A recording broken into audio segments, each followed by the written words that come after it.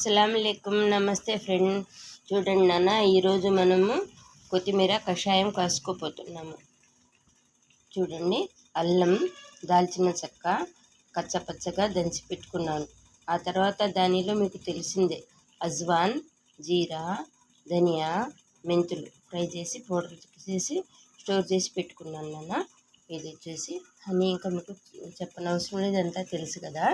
చూడండి, ఇలా నీళ్లు మరుగుతున్నాయి చూసారు కదా.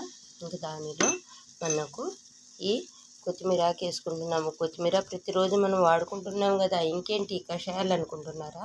అలా కాదు నాన్న.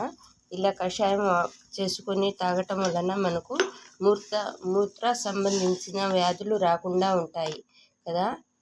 మనము వాష్రూమ్కి వెళ్ళినప్పుడు మంటలు అలాంటివి ఏమి లేకుండా ఉంటాయి. ఇలా ఒక వారం రోజులు చక్కగా వాడి చూడండి. నేను ఇంత వాటర్ ఎందుకు పెట్టానంటే, చూడండి నాన్న, మన కషాయం చక్కగా మరిగింది.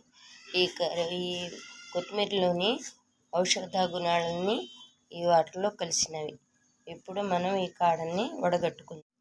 చూడండి నాన్న, ఉదయం ఒక గ్లాసు ఇలా తీసుకుంటున్నాం కదా, నిమ్మరసం పిండి, నిమ్మరసం హనీ వేసుకొని సాయంకాలం మనం భోంచేసిన తర్వాత పడుకునే ఒక అరగంటకు ముందు మనం తీసుకోవాలనుకుంటే ఈ నిమ్మరసం హనీ మటుకు అస్సలు తీసుకోకండి నాన్న.